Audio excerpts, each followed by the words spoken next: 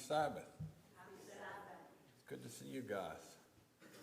I want to thank Ruth for playing the piano this morning. She does an amazing job. And I want to say thank you to Henry and Linda. They always come every time I ask. And if we even call them, they say, hey, I'm busy. I tell them to cancel it. They're coming anyway. That's not worked yet, but I'm going to try it. But this morning is going to be just like any other time. We're going to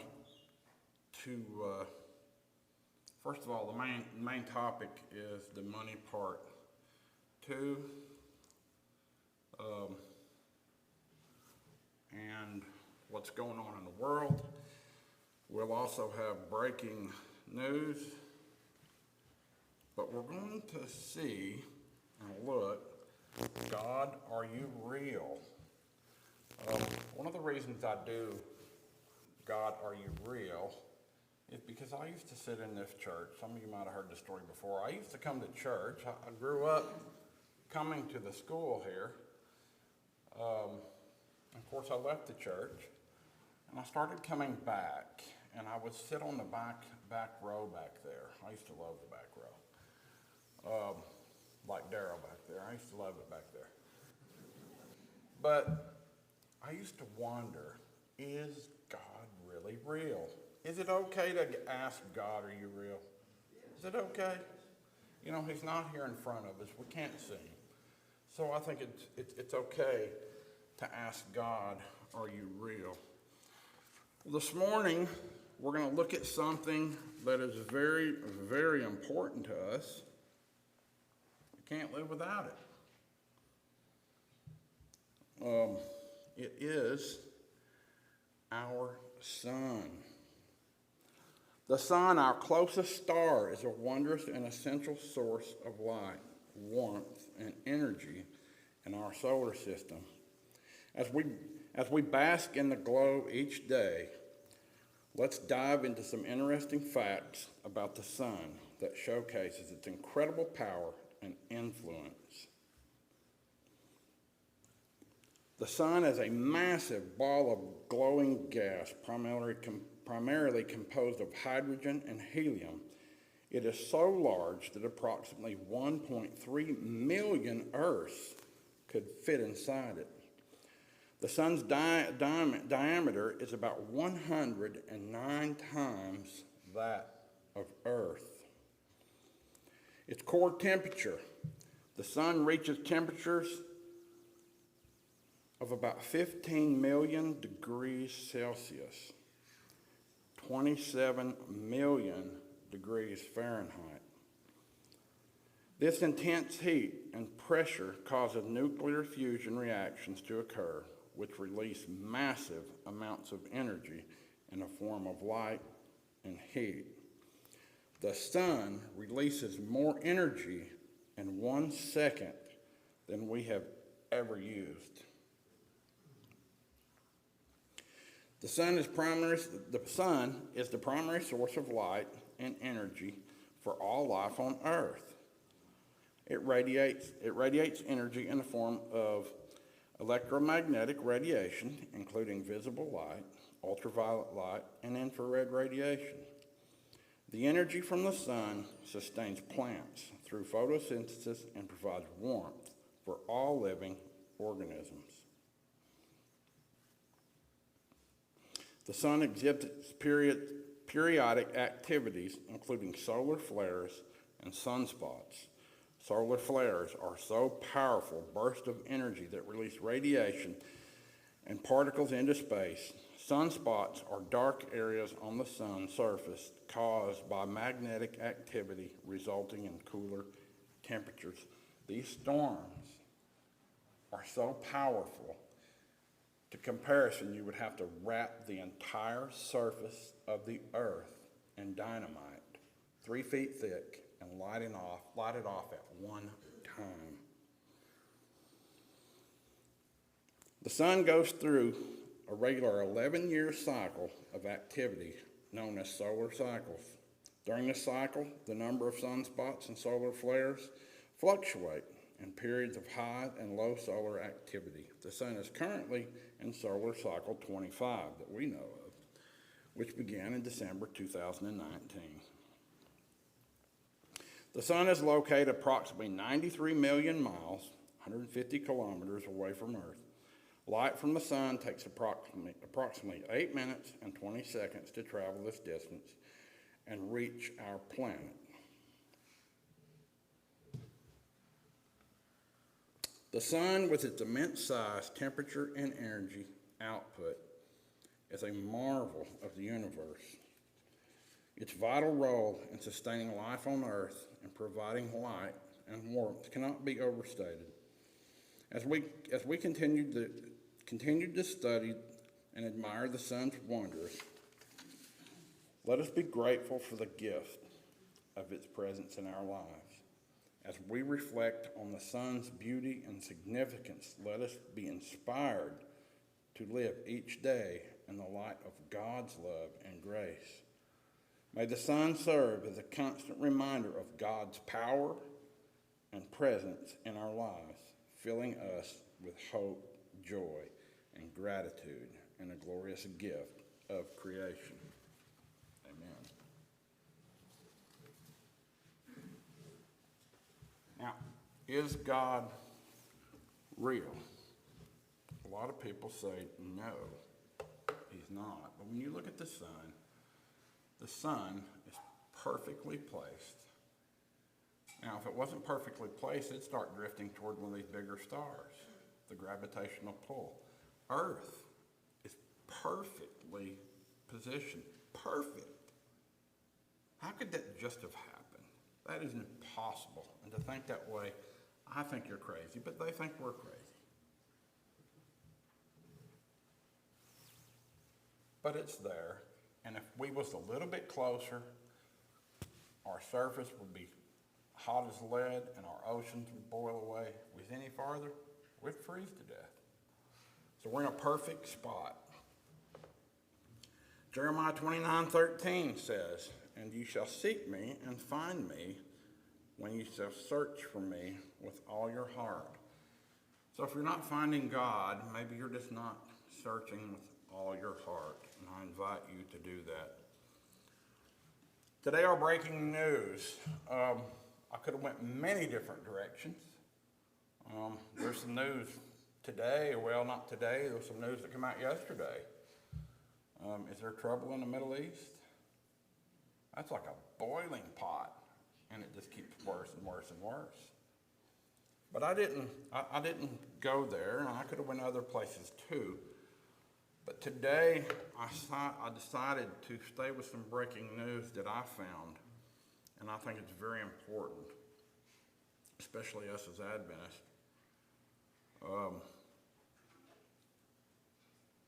And we've heard this all our lives, but things are coming to light. On March the 7th, 321 Sunday, which was sacred to the Christians as a day of Christian resurrection, and to the Roman sun god Sol Invictus, was declared an official day of rest. On that day, markets were banned and public offices were closed, except for purposes of freeing slaves.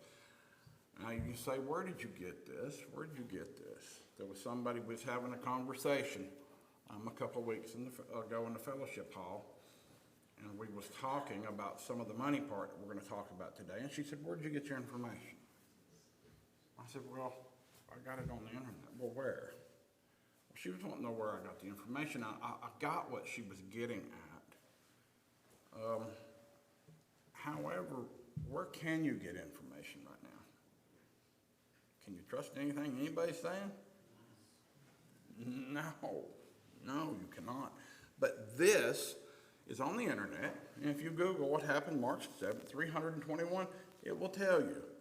Now, it is hard to take things off the internet, but with AI technology, they are changing that.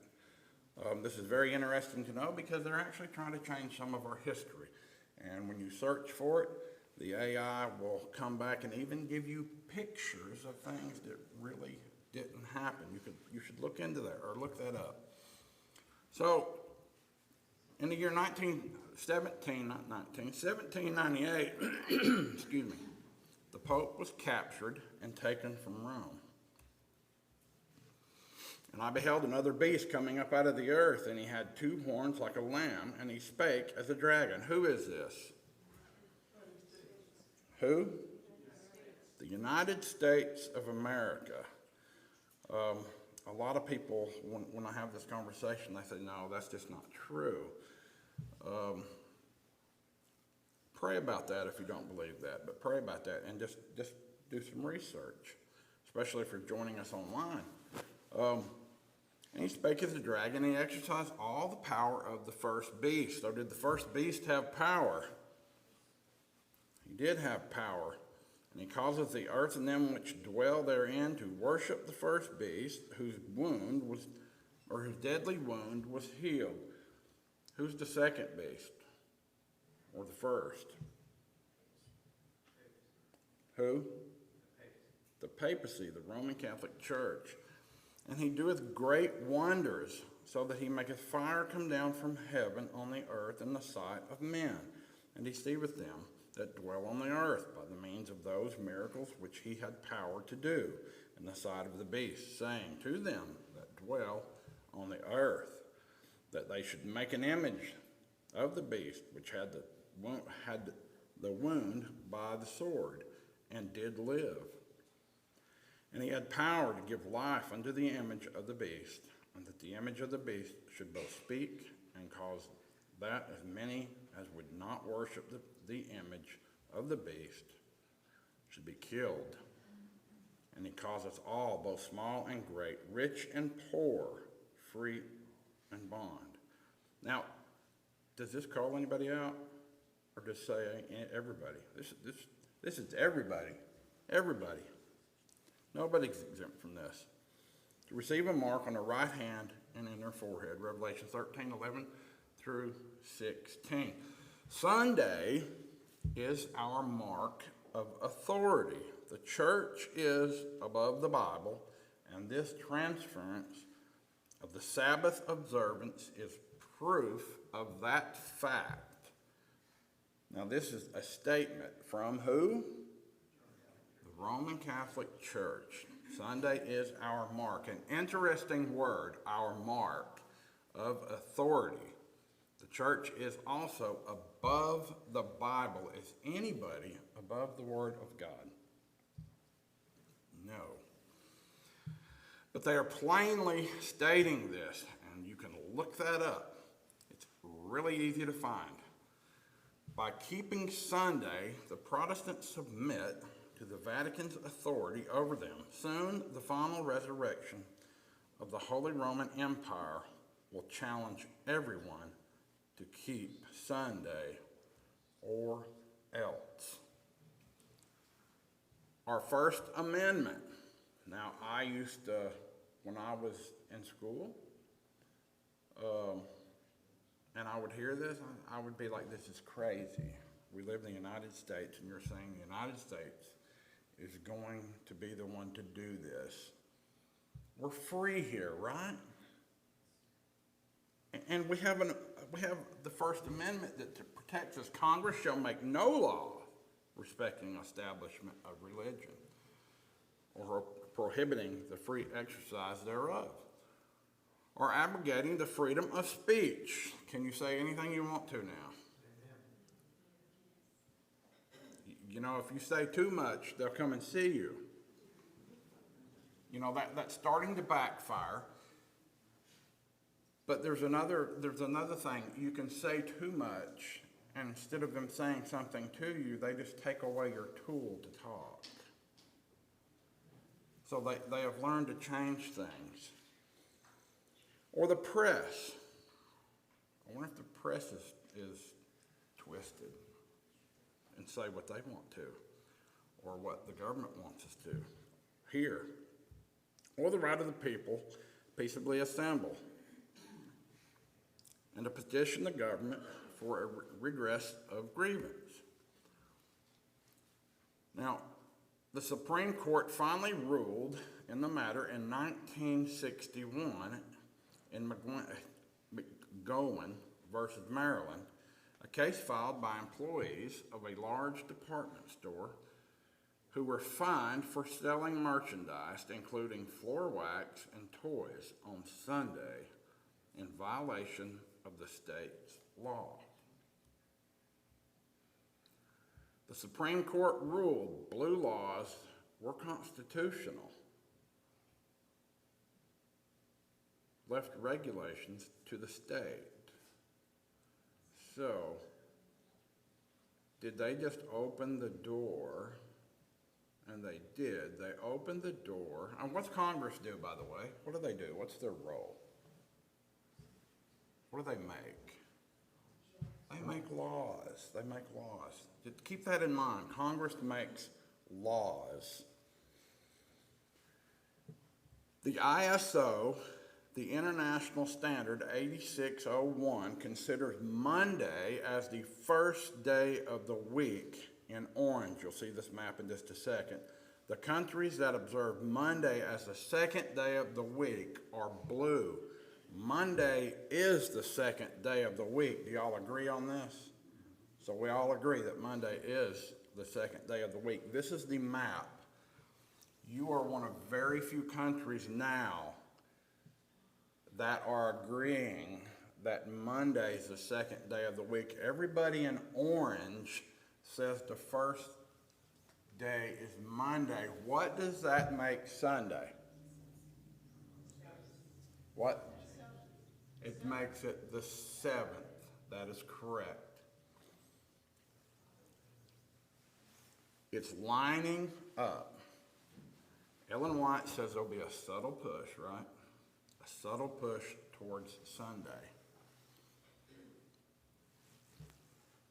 The current court has 6 Catholics in the majority. There is a system that is already in place to push what they need. Now, this information here is very interesting. Sorry to say, but we probably need rest to restore Earth.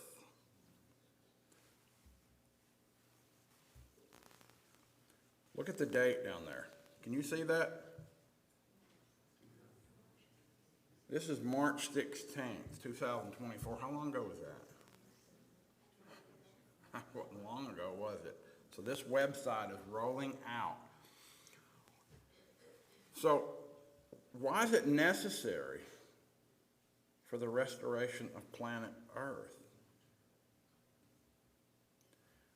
Earth Sabbath. This is a website, earthsabbath.world, as a weekly rest, 1 day a week for Earth. Some ways to keep the Earth Sabbath, and you can see a list of them to use less power, to swap your bath to a shower, spend less time in the shower, hang clothes out, don't dry them. Spread the message, keep Earth Sabbath. Why keep a weekly Earth Sabbath? To combat climate change. So we need to keep the Sabbath to combat climate change. Keeping the Christian Sabbath supports a weekly Earth Sabbath. When celebrating the Christian Sabbath, man rests from all his labors on the Christian Sabbath day. The Christian Sabbath teaches that Sabbath was made for man. I support Earth Sabbath while keeping the Christian biblical Sabbath. And first of all, are they talking about the Sabbath in the Bible? They are not talking about the Sabbath in the Bible at all. They're referring to Sunday. Listen. Christians embrace the Earth Sabbath. Christians have a deep respect for the environment as God's creation, leading to a commitment to environmental stewardship. The observance of a weekly Sabbath provides both spiritual renewal and a break for the earth, aligning with the broader Earth Sabbath movement. Christians partner with governments, individuals, and communities to address large-scale environmental issues, promoting the long-term health and sustainability of the planet. By embracing the Earth Sabbath, Christians can contribute to the overall care and preservation of the natural world. Visit earthsabbath.world. That's a new website. What are we promoting?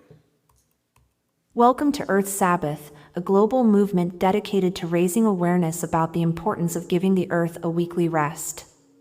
Join us as we explore the significance of this practice and its impact on our planet.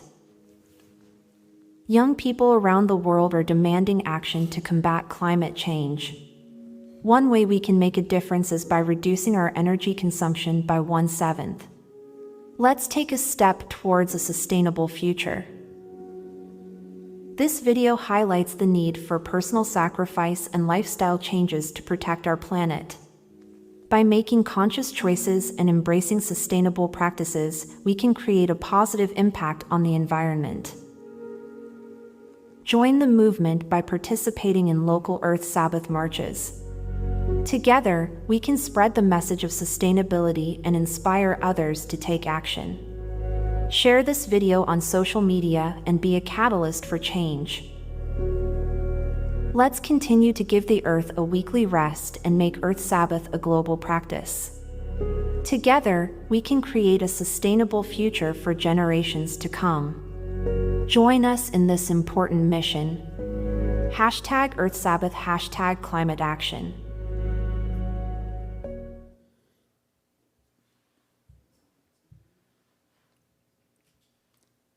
You ever seen anything like this before?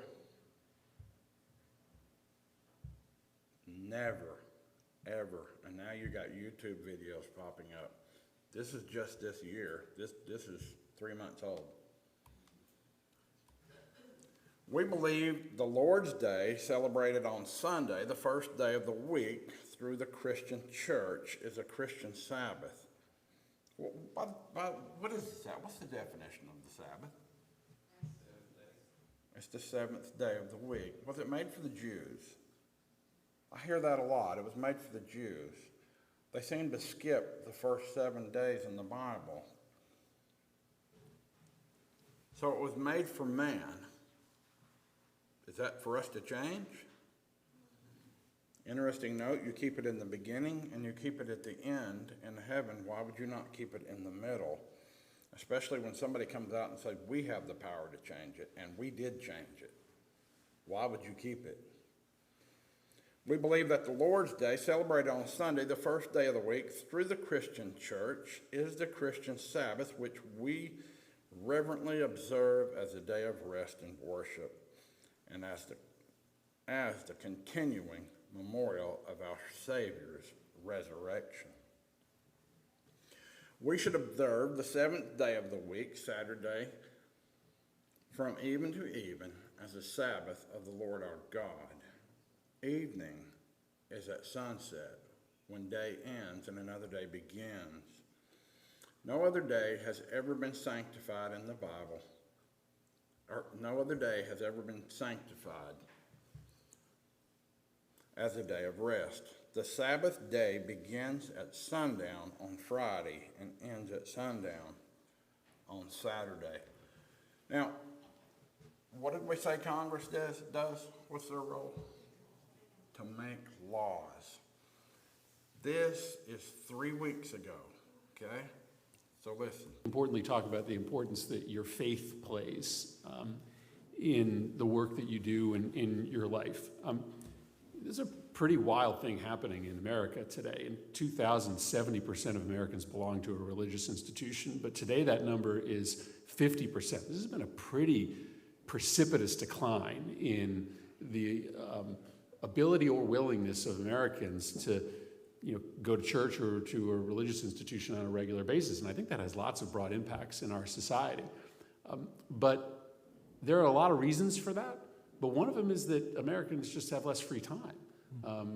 When you have to work 70 hours to get the same standard of living for your family that 40 hours would have gotten you a few decades ago, you don't have time to go to Wednesday night Bible study. You might not have the ability to even attend church or services on a Sunday. You can talk about church if you want or if you don't want, but it is just true that some of the leisure time activities, some of the institutions that Americans found value and meaning in are less accessible when you have to work these long hours. I'd love to just hear your thoughts on that. Yeah, I mean, it's one of the things we talked about with the 32-hour work week when we put that in our contract talks, was the fact that we wanted to create work-life balance.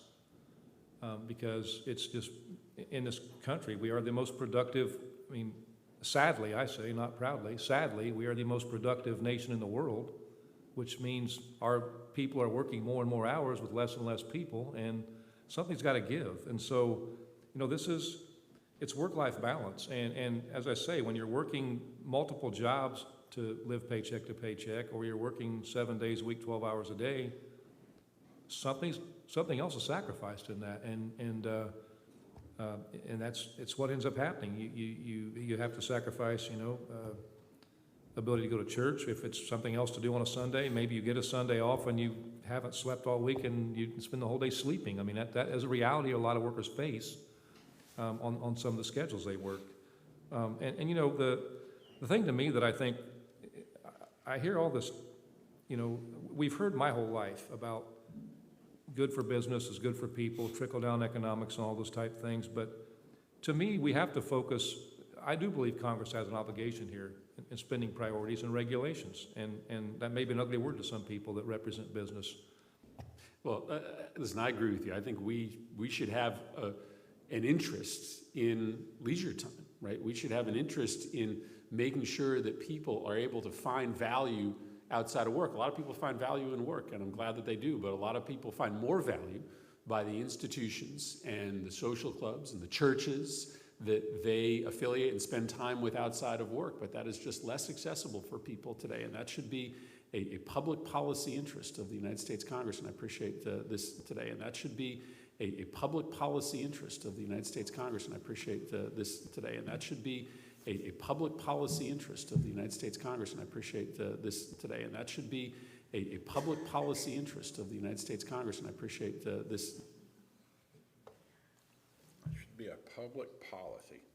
What business is it of the government what you do with your time? None.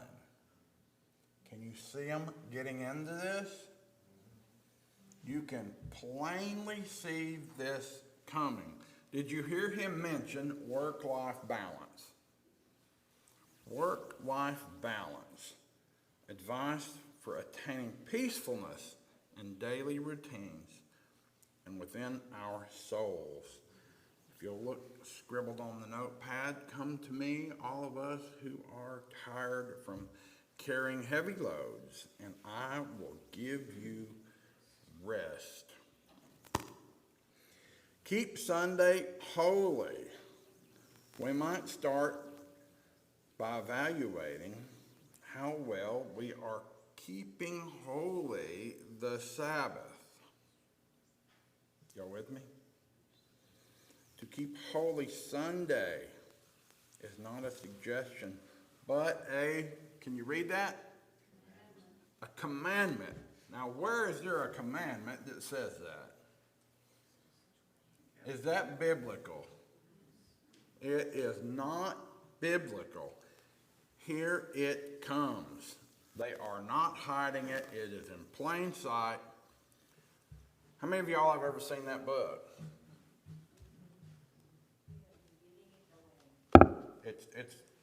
I looked this morning I looked for that book. I was wanting that book, and I couldn't find one. And I even had Georgia help me and Keith help me. We went to the library. We couldn't find one. How many have given out this book? Just one, two, three, four. Several people have given them out. So they are being give out. Is anybody scared to say that? Is anybody here scared to say, hey, there's a national Sunday law coming? What if I said, hey, let's put that on the sign out front? Would everybody back up and say, whoa, whoa, whoa, wait a minute, wait a minute, wait a minute. Let's not infuriate everybody else. So are we scared or not? I'm not saying that. I'm just throwing this question out because I asked a friend, hey, would you put a sign in your yard that said, Sunday law is coming? He said, no. Why? Because we shouldn't stir the pot. And I see his point. But are we afraid to say this? Why is preachers not preaching about this? Are they scared of what somebody will hear? Well, I'm not scared to say it. I'm not scared to say it. There is a Sunday law coming. You can see it coming. If you can't see it coming, you're blind. And I don't mean nothing to Ruth. Ruth is blind, and Ruth can see it coming. It is coming. It is coming. We've got to move on. The last time I was up here speaking, my son said, Dad, you're going too long. So we got to go on. But look, people are going to hear this and they're going to say, hey, they're going to look it up and they're going to say, hey, the Seventh-day Adventist Church, they've been saying this for 200 years. 200 years. There's a text in the Bible that says, for the vision is yet for an appointed time. But at the end it shall speak and not lie, though it tarry. Wait for it, because it will surely come. It will tarry. It will not tarry. It is coming. It is coming. There is no stopping this. It is coming. All right. Time to get to the money part. I know everybody likes money. And that no man might buy or sell, save he that had the mark, or the name of the beast, or the number of his name. So, how can they achieve that? If Keith's got a pile of cash over there at his house, how can they stop him from trading? Keith says, hey, you got some food over there. I want to buy some food. I've got money. I got money. It's amazing. My wife didn't get that. So, money has got to go. Cash cannot be in this system. It will not work. If I got cash, I can slip over to Mike's and I can buy whatever I want to, and he'll probably sell it to me because he wants that cash. He likes cash. Especially if he says, hey, they're out to get you. This is going to cost you double. He's going to be grinning ear to ear. So cash has got to be gone. How do they get rid of cash? If we let it roll just like it's going right now in 100 years, will there be cash? There will not be cash in 100 years. Is it going to take 100 years for all this other stuff to come out? I doubt it. I really, really doubt it. You have what coming in 2024? Election. That's going to be a big deal, a big thing. So a lot of things are happening, and I suspect that there'll be a lot of changes coming up very soon. And on another note, Project 2025, you can say, hey, look, I'm not choosing the Sabbath, and I'm not choosing Sunday. Does anybody remember what they'll do for you? Anybody remember? If you don't mark it down, they'll mark it for you. You will default to Sunday. That's what it says. It's in black and white. I didn't make that up. All right, let's move along. In 1920s, we had a business boom. We're just recapping from where we was last time. Tractors, the farming, the agriculture in the United States was going crazy because of the World War overseas. They needed food. They was spending money like mad. Even the women got to buy wash machines. Man, that must have been a thing, the first electric wash machine. Does any men in here wash clothes? I wash clothes all the time. Several of us. You know, real quick on the wash machine, me and my wife both work. She come home one day and she said, "What in the world is all them clothes doing in the dryer?" I said, "Well, I wash clothes." And she said, "You don't mix the colors with the blue jeans." Well, that was the last time I washed her clothes. That was the last time she washed mine. I said, "You do your laundry, I'll do my own." And that's the way it's been since then. She takes care of Spencer's. So we don't have to worry about the washing machine. But things was booming. The stock market was going crazy. Everybody owned stock. And for 21 years, it almost went straight up. But what happened? What goes up must come back down. A banking crisis, food lines, people getting kicked out of their homes, nowhere to go, live wherever you could, people with jobs wanted hanging around their necks. Hey, can you give my dad a job? You see anything like that right now? You see a kid saying, "Hey, give my dad a job"? More like we don't work. And they pay us. People standing in soup lines, and on April the 5th, 1933, the executive order comes out, 6102, is signed, and that is, you will turn in your gold. People say they can't take cash away. Did they take their gold away? Yes. They did take their gold away. Was it illegal to own gold? Does anybody remember? Would they put you in jail if you did not turn your gold in? They would. Up to 10 years in jail and a $10,000 fine if you did not turn in your gold. So we can see what goes up must come back down, or probably will come back down. Now we're going to advance to 2008 because I see, when I look at the financial markets, I see something is going to happen. Something that will be catastrophic. In 2008, does anybody remember 2008? None of us do, right? The crash, 2008. The markets went kabloop. Foreclosures was everywhere. And I remember watching on TV, watching the news, houses just as far as the eye could see with a for sale sign in the yard. Now, a man could start at one end at the small house and say, "What do you take for your house?" "I'll take this." He could go, and by the time he got to the end down there, he could get the big house for what the little one was. People was trying to just get out from under. They had to. They had no money. Times was hard. They couldn't afford. There was a housing bubble, and somebody had popped that bubble. Even the banks, Lehman Brothers. Does anybody remember Lehman Brothers?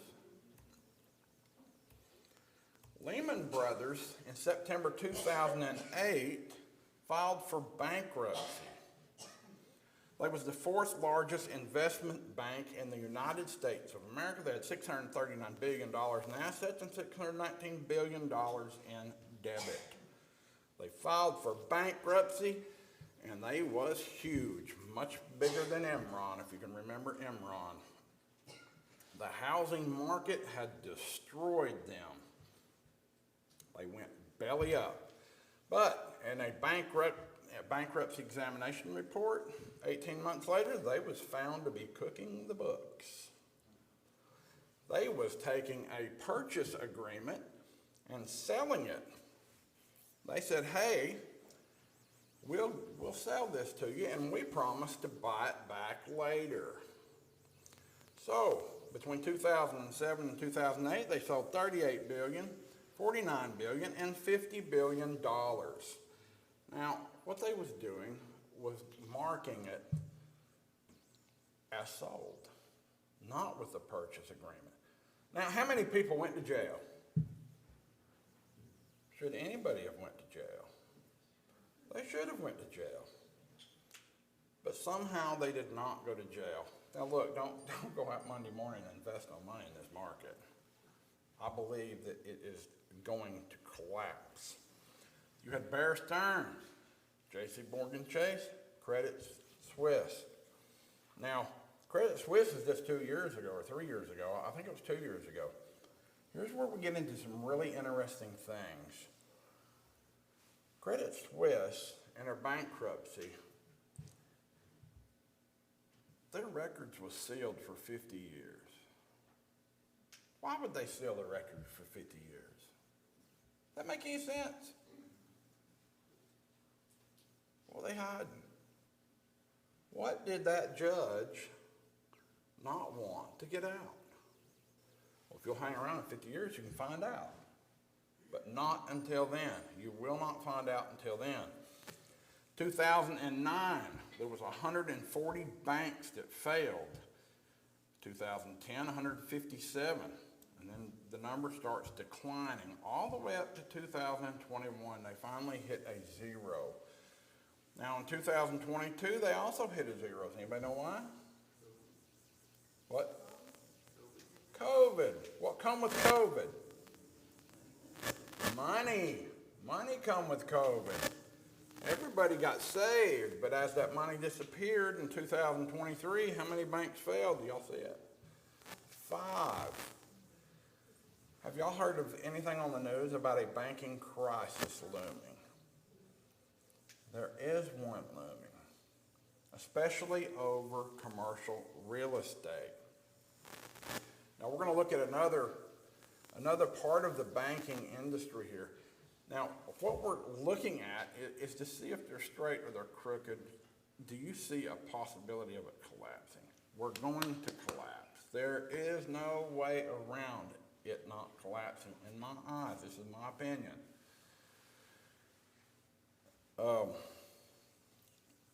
Let's look at it. On a bank balance sheet, securities sold but not yet purchased refers to a situation where the bank has entered into a transaction to sell securities to a counterparty but has not yet completed the purchase of the equivalent securities to fulfill its obligation under the transaction. This typically occurs when a bank engages in a short sale, where it sells security it does not currently own with the intention of buying them back at a later date.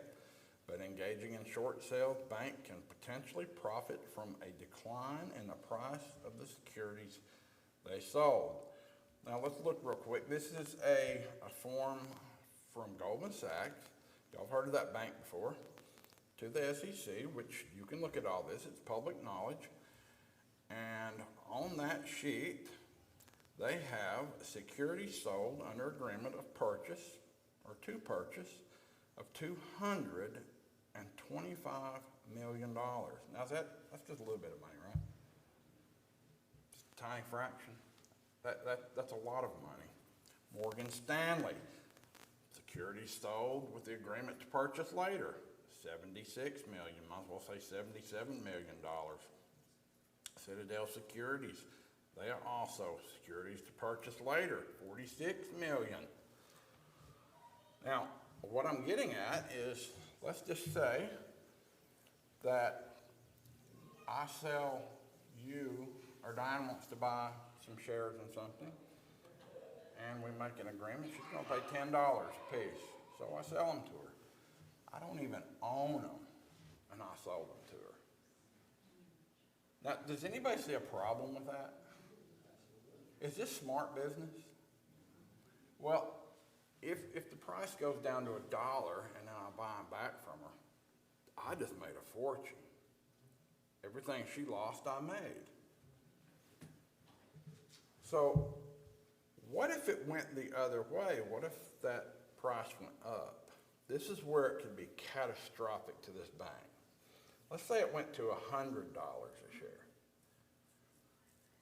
And I need to buy this back because this is on my balance sheet. This is bad. This could collapse me. And I start fighting to buy this. Do you see a problem? We're selling something we don't own. What happened in 2008? Were they selling things they should have? They was selling mortgages and anybody could buy a house. You could buy as many as you wanted. Just come on over, we'll give you the money. Were they making money? They was making money hand over fist. And they was enjoying it. Now, there's another problem, and that is our government. Now, sometimes they're not for the people. The Financial Industry Regulatory Authority, Wall Street's self-funded watchdog, now that right there should not be there, but they're not going to change this. Fined Goldman Sachs $3 million on Tuesday, mistakenly marking some of its stock orders as long instead of short. Now, what happened to Lehman Brothers? They was marking something different too. And that come back to bite them. But listen, from October 15th, 2018, Goldman Sachs around 60 million short sale orders. 60 million of these things. That's 14 billion shares they marked wrong. Do you see a problem coming if they're continuing to do this? And they are continuing to do this. Back in 1988, Forbes magazine came out with an article that said naked short selling, is it decent? Naked short selling is counterfeit since 1988. They produced this article. Now last year, they came out with this one. Here comes the naked short selling conspiracy theorist. What did they say in 1988? They was warning about it. But now in 2023, they say, hey, this is conspiracy theory. So, how do you get rid of your enemies?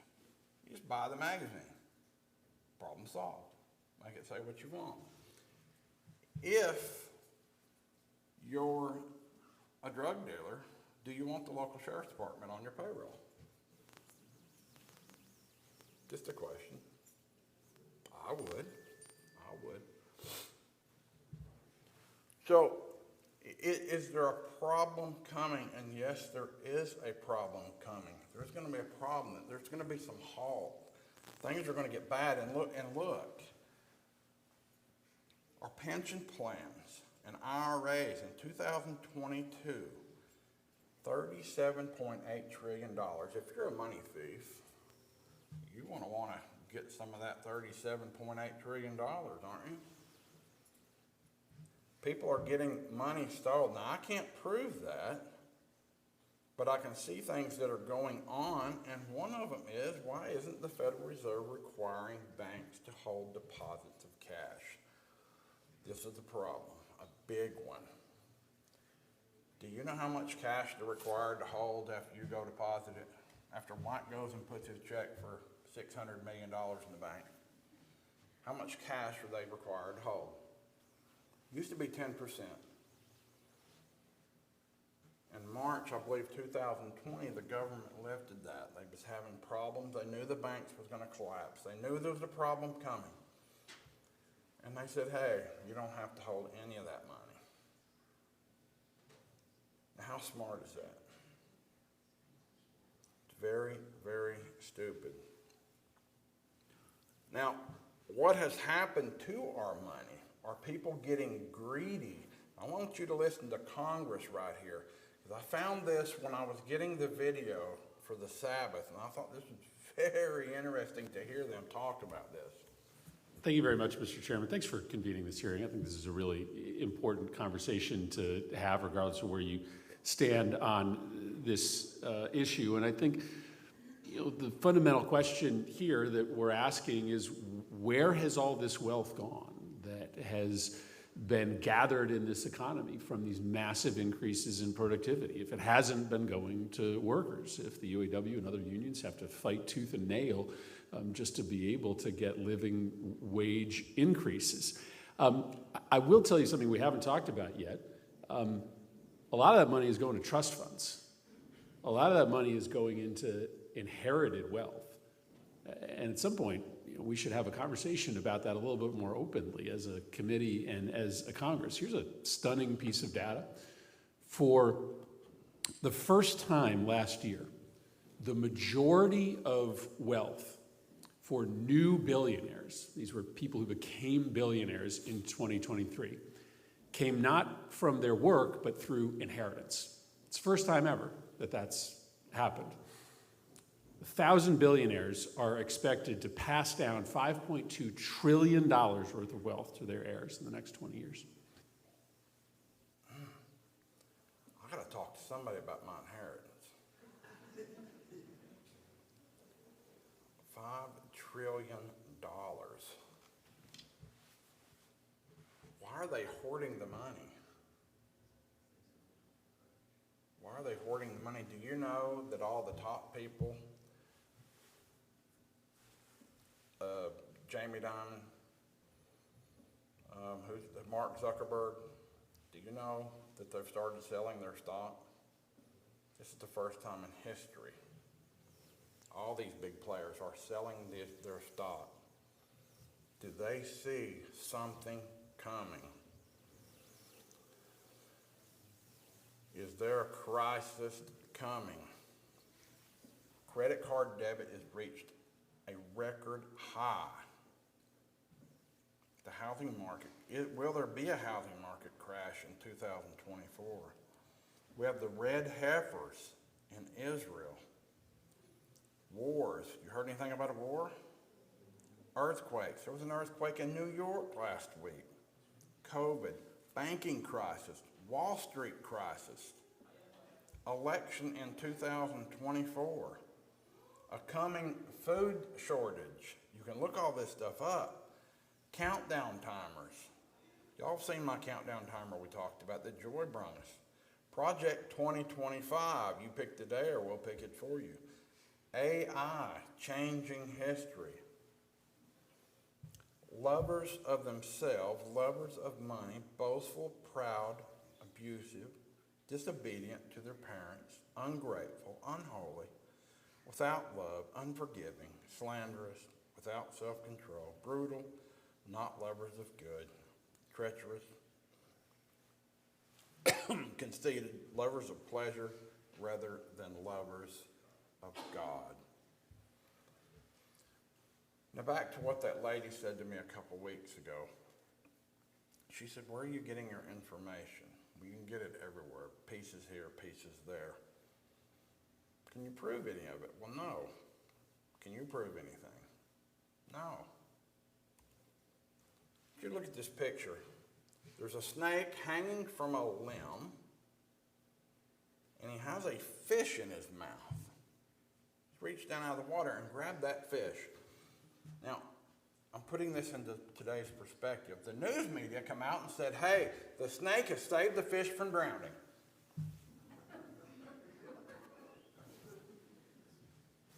But that's where we are right now.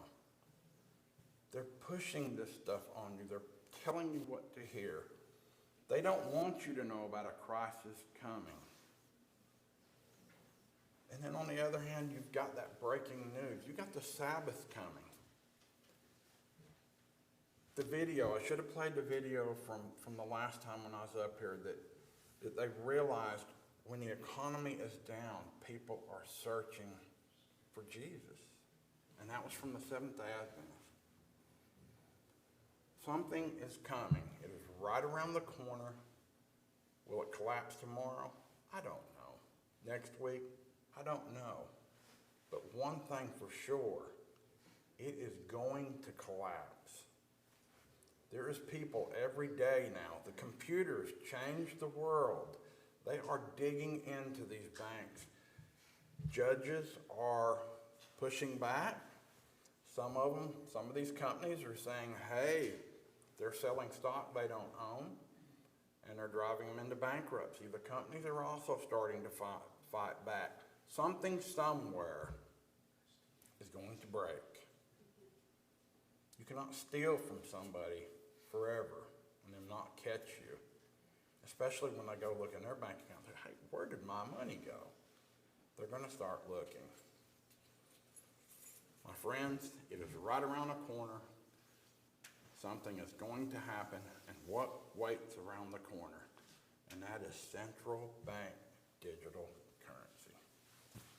We might talk more about that next time, and what central bank digital currency would do to us. I could cut you off like that, but that's for another time.